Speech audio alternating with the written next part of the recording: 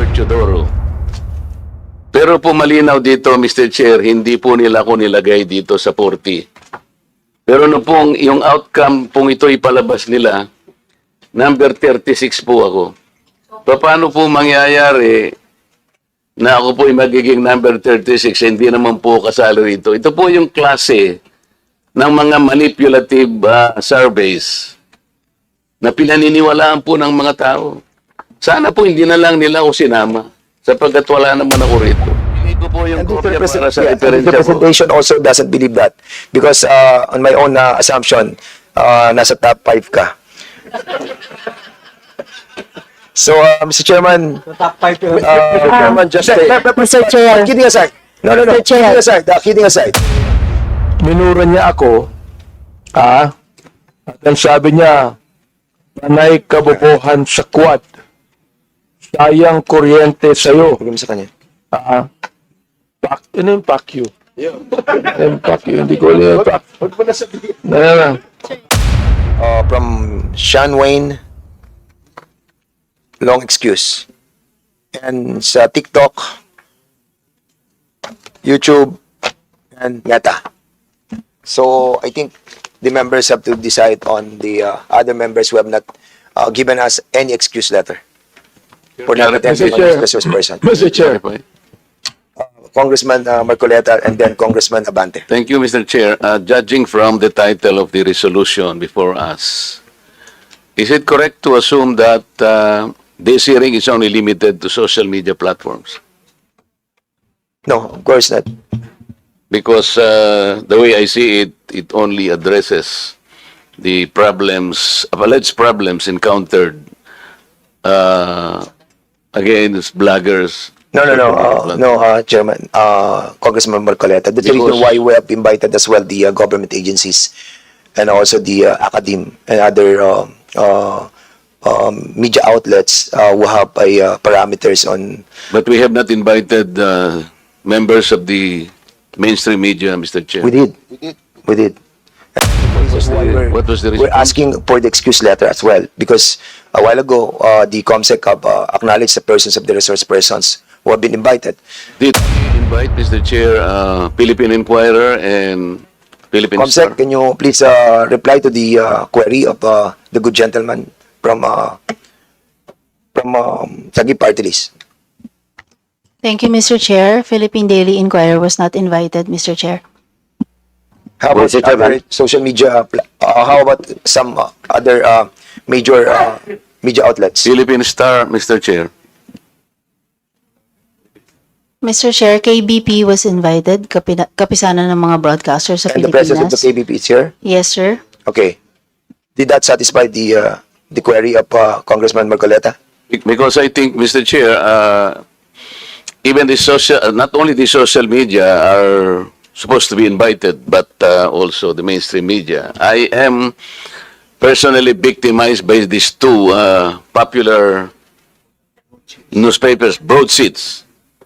May I cite a particular example just to dramatize, Mr. Chair? Yeah. Mr. Chair. Kaya importante lang sana, gusto ko rin sila Chairman. marinig ko nandito. You want What's the point of order? So what's the point of order? We are still in checking all the invitations that was sent to all the invitees. At the same time, Mr. Chairman, some of those invitees are not present. And with regards to the query being made by Congressman Coleta, I do believe that he has a basis for that. And since, Mr. Chairman, the COMSEC has confirmed that indeed Philippine Daily Inquirer and Philippine Star are not invited into today's hearing. Since Congressman Marcoleta is not a member of this committee, may I respectfully move, Mr. Chairman, that in the next hearing, we will invite Philippine Daily Inquirer and Philippine Star to expedite discussion, Mr. Chairman. So move, Mr. Chairman. May I know, Mr. Chair, why... Wait. By Congressman Paduano, and we have to tackle first the motion. Huh? We have to tackle the motion. I that second was, the motion. and there's that was duly seconded. Any objection? Hearing none, the said motion is now approved. So, Congressman Marcoleta, your query is valid. Unfortunately, I think it's the fault of the COMSEC for not inviting, because you have to consider as well that we have invited so many already for the bloggers. It was like 40, and we cannot accommodate everybody. And that's the reason why your query is so valid that we will be inviting them in the next hearing. And at the same time, having said that, your story about being victimized of those two broadsheet can be tackled in the next hearing. So the next item. Mr. Chair, Yes, you have the floor right now, Congressman. I just would like to find out if Miss Elizabeth Joey Cruz, aka Joey DeVere, Vivre, was invited. Consent, If he was invited, Mr. Chairman, would I once I'd again, like a point of order, Mr. Chairman. what's the point of order? Once again, Mr. Chairman, the floor is still with Congressman Marcoleta, and is she okay na po ba? Kay Congressman Marcoleta with regards to the query that I Well, actually, move to invite Philippine Daily Inquirer and Philippine Star. Yes, It was approved. Well, Now, actually, I have already taken action. I on know, the but query of the floor is still Congressman. with Congressman Marcoleta, and I asked personally Congressman Marcoleta to the chair if he is satisfied with the motion that I have made, Mr. Chairman. And after that, siguro, let's proceed with another member of the House of this committee. Congressman Marcoleta, please. Thank you, Mr. Chair. I still have to include another aspect of inquiry. Kasi hindi lamang po yung social media at saka yung mainstream media. I was also personally victimized by certain survey firms. Nagsasurvey po sila.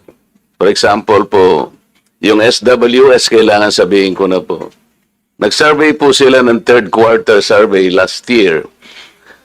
And they listed 40 names, senatorial preferences. Nandito po sa akin, ibibigay ko po yung kopya po, reference ng ating committee. There are 40 names mentioned and indicated in that list. Ito po, Mr. Chair. Gusto ko lamang pong i-emphasize na dito sa apat na pong senatoriables po na kanilang ginamit dito sa survey na to, meron pong 6 na relatively unknown. Babasahin ko po ang pangalan. Adonis Jerome, Andamo Jocelyn, Arambulo Ronel, Doringo Mimi, Floranda Mori, Danilo Ramos.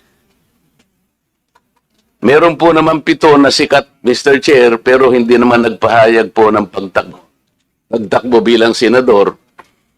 Andiyan na po si dating Pangulong Rodrigo Duterte, dating Senador Franklin Drilon, dating Senador Richard Gordon, Harry Roque, dating Vice Presidente Robredo Maria Leonor, at saka po yung ating Secretary of Defense, Gilbert Chodoro.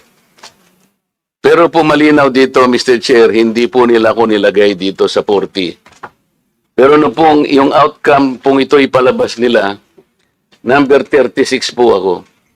Paano po mangyayari na ako po ay magiging number 36, hindi naman po kasali rito? Ito po yung klase ng mga manipulative surveys na pinaniniwalaan po ng mga tao. Sana po hindi na lang nila ako sinama sapagkat wala naman ako rito. Sino po ba si Adonis Jerome, Andamo Jocelyn, Arambulo Ronel, Doringo Mimi, Floranda Modi, Mr. Kong Barbers, may kilala ka ba rito? Bakit naman po, hindi ko naman po pinagpipilitan na isama nila ako rito. Ang problema, hindi po ako kasama, Mr. Chair, pero nilagay po nila ako doon sa resulta, number 36 ako. Hindi naman po tatama ito. Ito po yung gusto nating i-address lahat. Hindi lamang po social media. We understand that your predicament, Thank you, Mr. Chair. Congressman Marcoleta. Bibigay ko po yung and the kopya para sa the referensya po. representation also doesn't believe that. Because on my own assumption, nasa top 5 ka.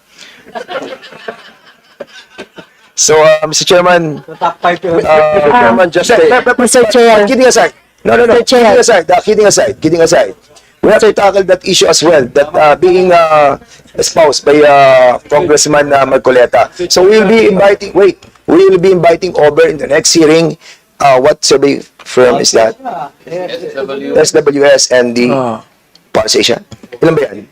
Ito lang muna yung nakita ko. Yes. At saka yung Manila Broadcasting Corporation. MBC. Because in the House resolution itself, the House resolution number 2147, it clearly states, Social media lang. Yeah. Media lang eh. Oh, kaya yun lang yung topic natin. But we cannot, but it was, We are it not was delivered. No. Congressman Barbers, you have delivered in your privilege speech a wide, comprehensive approach on this matter. That And I is think correct, Mr. inviting Chair. over the survey firm is also correct. yeah, maybe we Because can we are tackling expand. not only the House Resolution number 2147, we're also tackling two privileged speeches that was delivered by you. So I think may basis po yung kay Congressman Marcoleta. Okay, and at the same time,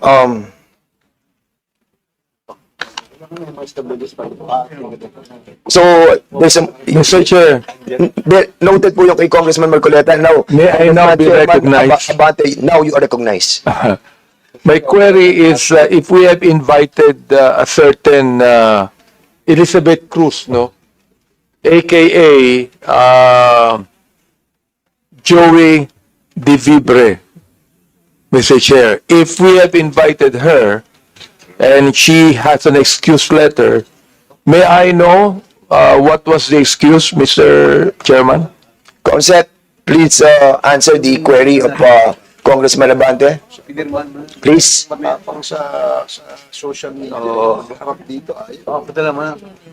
Thank you, Mr. Chair. Miss Elizabeth Joy Cruz was invited and she sent an excuse letter via email. Ano po yung kanyang excuse letter? Ano yung dahilan? One moment, sir. I'll get it from the chair. Thank you. Mr. Chair, Can you kindly also, Comsec, can you kindly also try to tell us those resource persons who have not attended this committee hearing? Yung may mga excuse letter, okay yun. But those who have not reply to our request to be present on today's hearing. Thank you, Mr. Mr. Chair, Chair. particularly first, Mr. Chair, Yes, Congressman Abante. particularly I am referring to AKA Joe De Vivre sapagkat matindi yung kanyang mga sinabi dito. Gusto ko talagang makita siya at makausap sapagkat dito minura niya ako at ang sabi niya panay kabobohan sa quad, sayang kuryente sa'yo. Bigyan mo sa kanya. Ano yung pack you? Yung pack you, hindi ko alam yung pack. Huwag mo na sabihin. Congressman Abante. Dali lang. Katutuloy ko lang puta. Mr. Chairman, Congressman, don't be so personal. Let's be more comprehensive on this approach. Binabasa ko lang eh. Sige, go ahead. I'll give you Pangalawa, November 13, 2024, nagmura na naman siya. Hindi ko na babanggitin yung mura niya. Pag tinatanong kung anong legislation ginawa niyo in relation to this, BS, ano ba yung BS? BS inquiry, sasagot ka. Swelduhan ka ng taxpayers, gago. November 3, 2024, si Benny Abante at si Romel Marbil ay mga protektor ng illegal na droga dahil pilit nilang pinalalabas na hindi ito ganoon kasama. Tapos, sabing ganyan, si Dan Fernandez and Ace Barber's survey are depressing. Alam na nila na matatalo sila sa eleksyon.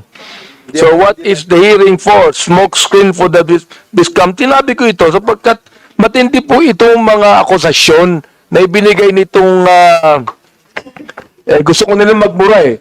Hindi na ako magmumura muna. Oo. Kailangan po, itong mga to, ang tatapang nila eh. Ang tatapang sa pagmumura, nang wala tayong kalaban-laban. Ngayon, pag kaharap dito, hindi makaharap dito. Oo. Mga takot din pala yung mga yan eh. Please hold your fire, please. Hindi, I'm Just on the process of administrative ano pa lang muna tayo, Congressman ito. Abante. We can tackle that on the interpellation. Mr. Chair, gusto ko lang pong bagitin tong kanya excuse letter. O nakalagay dito, after meaningful consultation with my lawyers, gumaya pa na abogado. I have decided to respectfully decline. Respectfully? Minumura tayo, respectfully? Ha? To share my knowledge on matters. Hindi knowledge ang kailangan natin. The lawyer, if this is like... Oo. Ask the lawyers kung libelous yung ginawa niyo o slander. No ha? O nakalagay, I would like to categorically state that I am neither paid by POGO operators. Hindi yun ang pinag-uusapan. Pinag-uusapan natin yung mga sinabi niya. O, tapos respectfully, Elizabeth Joey Cruz. Nga nakikinig po sa atin ngayon, nanonood ngayon. Humarap ka dito, kumatapang ka. Hirap sa iyo, nagbumura ka nang dyan na wala kaming kalaban-laban. Humarap ka dito. Dito. Namo. Chairman. No, wait. Quiet, Chairman. Please observe, refrain from laughing or whatever expression you wanted to, please observe decency and, of course, Chair, I move that with we all due strike out. with all due respect, with all due respect with Congressman Abante, I feel your sentiment, no? I feel your sentiment, but we are in the process of finding out the, yung pong implementation of the 10175. And I respect your freedom of expression. But what I'm trying to tell you is to refrain from the fire that you wanted to express, no? But for now, nandun pa lang po tayo sa administrative matter, and we wanted to finish that, and then we will be discussing, or we will be approving the ground rules. Wala pa po yung ground rules, and kaya nga po doon sana yung kay Chairman Abante doon papatak yan sa ground rules. Anyway, having said that, siguro we'll proceed to the next item Mr. of our Chair, agenda, is to approve. So that we can have an Yeah, orderly hearing, we must first approve the ground rules. I believe that the COMSEC has already distributed copies of the ground rules Correct. to the members present. So therefore, Mr. Chair, I move to approve the ground rules. Yes, there's a motion to approve the ground rules, and I believe that the members of this committee have already received the yung pong ground rules natin, and you have already read it. So siguro I need a second motion for this. Any second motion? Second. This was duly seconded. Any objection? Hearing none, the said motion is now approved. Administration of Hindi ko babasahin naman ang ground rules. So the next item of our agenda is for all the Mr. Chair, yes, Congressman Zamora. I would like to reiterate my earlier motion to strike out the expletive that was mentioned by my idol, Representative Abante, earlier. Second motion. Mr. Chair, Second motion. I object because it was not expletive. Sinabi ko lang, namo. That can mean anything. That 1 can minute mean suspension. anything.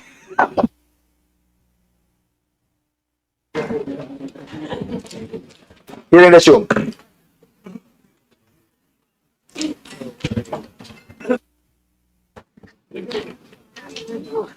If that is the...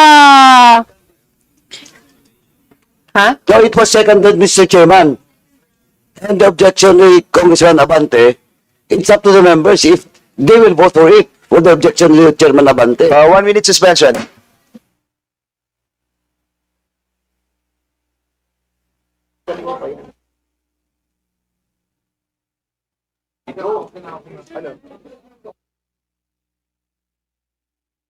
Okay na.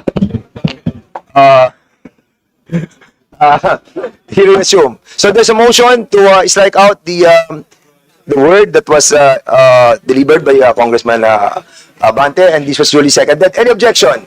Mr. Hearing none, Chair. that motion is approved. Mr. Okay, Chair, yeah, I Congressman would Abante. like to manifest na because it was a motion made by she's just like a daughter to me because her father is a very good friend of mine. So I would like to withdraw my objection, although it is not actually an expletive. Yeah. But I'm withdrawing it for the sake of the motion, Mr. Chair. So the next item of our agenda is the administering the oath of the resource persons.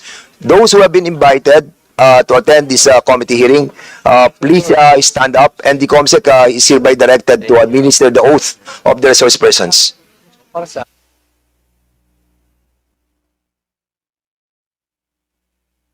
Ng excuse letter, if it is valid or not. That's why, I suggest, kaya lang, tumatagal tayo dito. Yeah. I suggest sana na we will discuss each and every excuse letter. Kasi magkaiba po reason at saka content ng letter. Correct.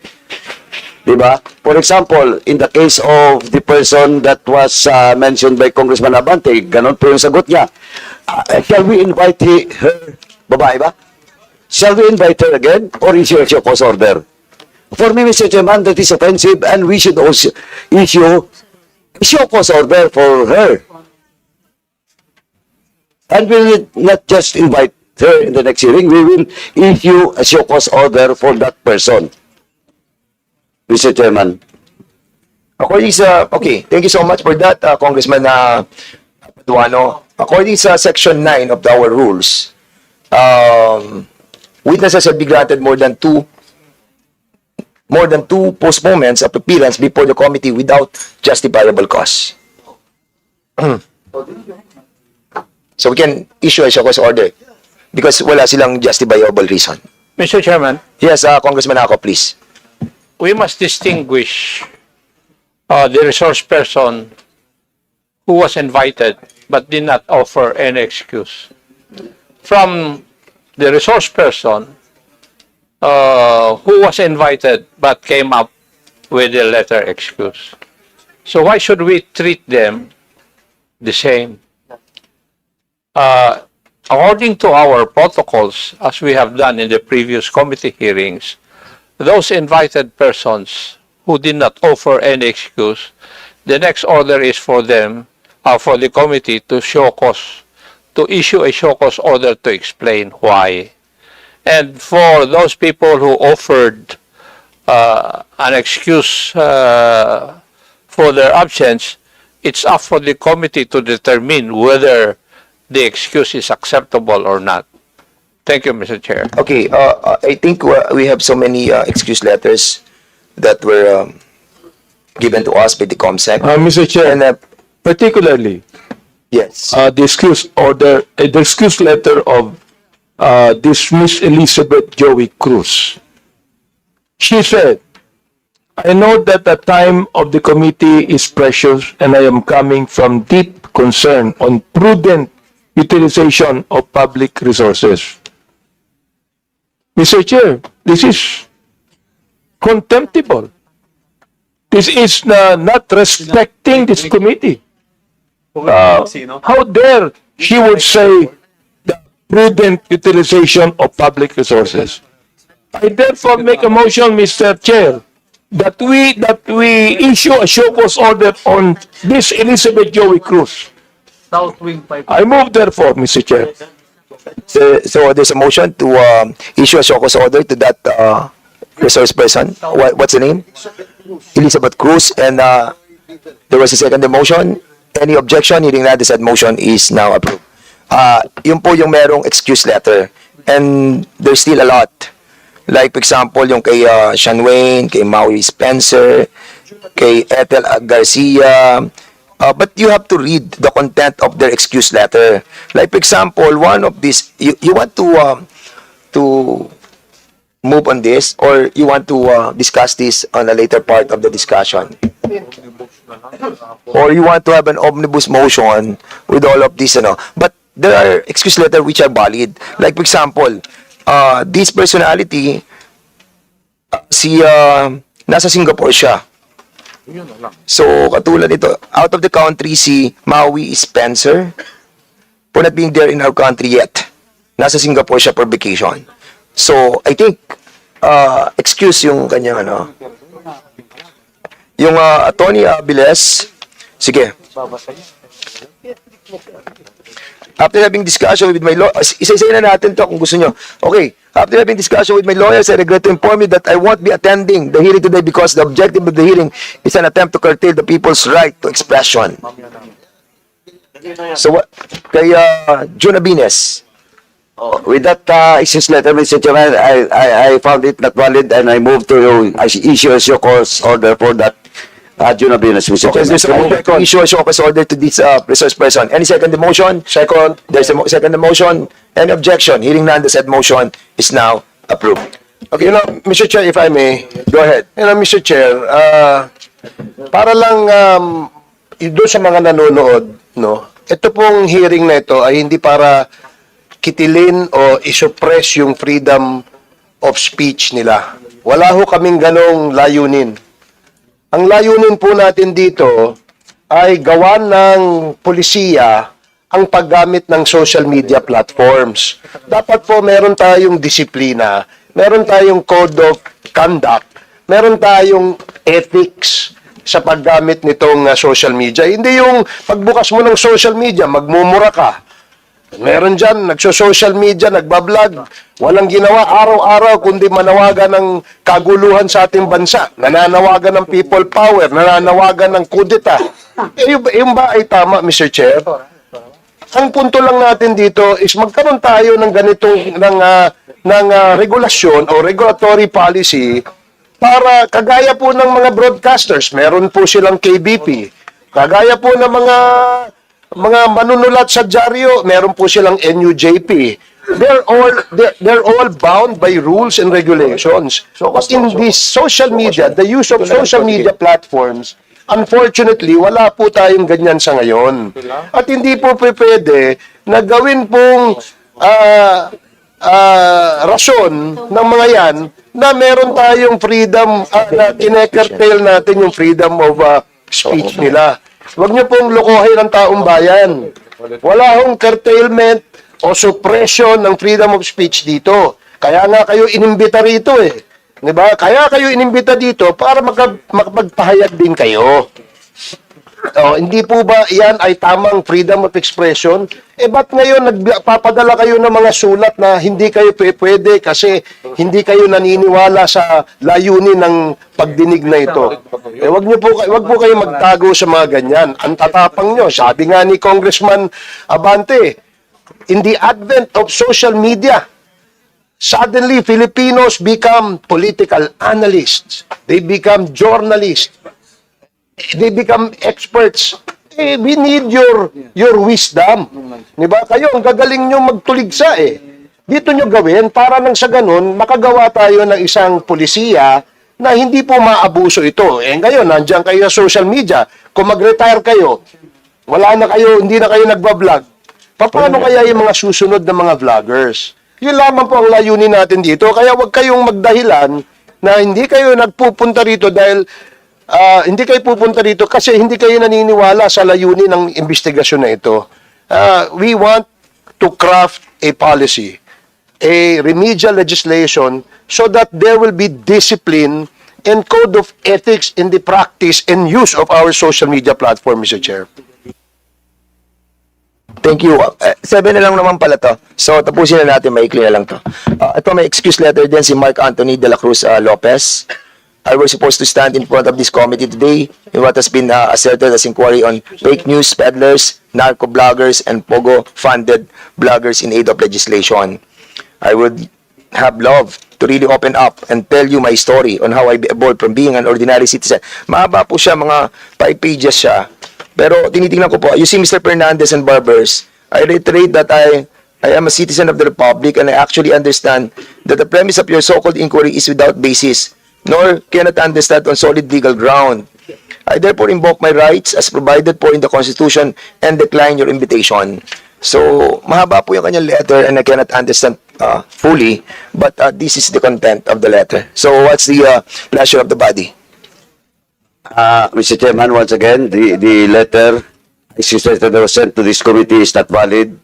I move to issue a cause order for that invited guest. Okay, there's a motion to issue a cause order to Mr. Mark Anthony Lopez. Any second the motion? Second. Any objection? Hearing none? Yes, the said motion is now approved. Okay, ito naman galing kay Attorney Trixie Angeles. I respectfully decline this invitation as I question the legality of the inquiry as well as the proposed legislation for being violative of the constitutional guarantee of free speech. Is she a lawyer? Is she a lawyer? Yes, Attorney Trixie. A lawyer. I think, attorney. So what's the pleasure of the body? Mr. Chairman, I might have two motions, Mr. Chairman. First motion, Mr. Chairman, is to issue a show cause order to attorney what? Trixie Angeles. Attorney Angeles. Shokos to. Shokos din yan. That is my first motion, Mr. Chairman. Okay, about the... I second the motion. Duly seconded. Any objection? Hearing none, the said motion is now approved. My second motion, Mr. Chairman, is for the legal department of this House to study if ever there is a violation because he is an officer of the court. And he should respect the constitutional duty of Congress. And question of legality, Mr. Chairman, I respectfully move that we will consult the legal department of this House for a possible disbarment case against Attorney Trixie, ano apelyido? Angeles po. So move, Mr. Chairman. The COMSEC is hereby directed. Oh, no, it's a motion. So there's a motion to... Second. Wait. Your motion is to ask the legal The department. legal department for a possible disbursement case against Attorney Trixie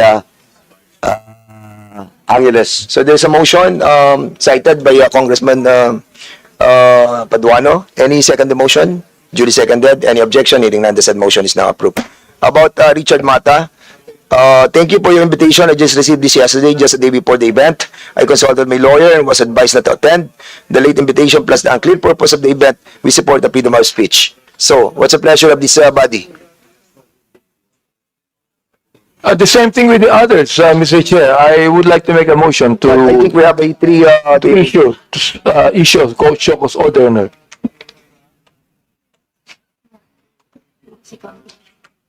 There's a motion. Any second the motion? Duly second. Any objection? Hearing none, the said motion is now approved. About the Aaron Peña. While I initially wanted to accept, I would like to respectfully decline your invitation to share my knowledge on matters that were raised by Representative Ace Barbers in his privileged speeches. Last year, after a series of consultation with my lawyers, I would like to categorically state that I'm neither paid by POGO operators nor drug lords, and so my knowledge is not used for the goal of the joint committee. Same thing. Motion. Mr. Chairman, I move to issue a show cause order for... There's a motion to issue a show cause order to this person. Any second the motion? Second the motion. Duly seconded. And objection, hearing none, the said motion is approved. And Kisette Chu. This in reference to your invitation to the joint inquiry congressional hearing on social media. After careful consideration, I would like to respectfully turn down your invitation due to these following reasons. Mahaba po yung reasons. 4 pages.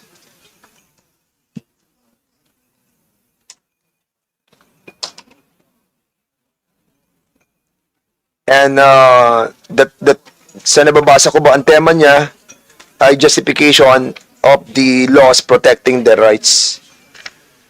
So I think, what's the pleasure again? I think it's not about health reasons or whatever. It's also justifying not to be present on today's hearing. Once again, Mr. Chairman, I move to issue a show cause order There's for a the motion mentioned to invited guests. show cause order to Ms. Chrisette Chu, and this was duly seconded. Hearing no objection, the said motion is now approved. About the Sean Wayne, it's a long excuse as well. No health issues and not out of the country. So I think same. No, it's not out of the country. So, nag-decline lang siya.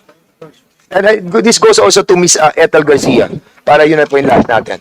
So, dalawa po sila. Same naman ang reason almost. Mr. Chairman, I move that we issue a show cause order for both the invitees that was mentioned by the chairman. So There's move, a Mr. Chairman. motion to issue show cause order to Miss Ethel Garcia and Sean Wayne. Duly seconded. Any objection? Hearing none, the said motion is now approved. So now we will be... Mr. Chairman, just one last admin. 11:30 na. Go ahead. Mr. Chairman, the committee has received a letter coming from the Philippine Entertainment Portal, and they're requesting for their presence to be invited in the next hearing, Mr. Chairman, so that they can also give some inputs with regards to the House resolution that we are tackling in today's hearing, Mr. Chairman. So move, Mr. Okay, Chairman. so we will be inviting them over as well. There's a motion duly seconded by Congressman Luiso. Any objection? The said motion, on the said motion, hearing no objection, the said motion is now approved. Okay, punta na po tayo sa flow ng presentation natin, members, para for the perusal afterwards, para makita natin what action to be taken. Also from Aaron Peña, meron din po siyang excuse letter. Yes,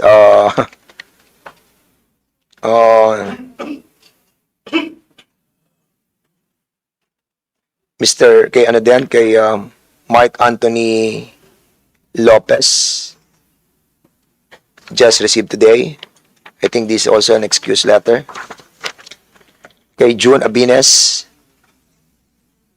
after having a discussion with my lawyers, I regret to inform you that I won't be attending the hearing today because the objective of the hearing is an attempt to curtail the people's right to expression. Kay Richard, from Richard Mata,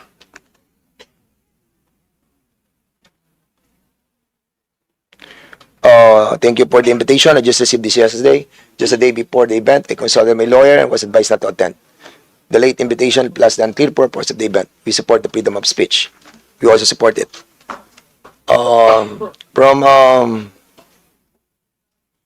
From Elizabeth Joy Cruz, same excuse, meron din excuse.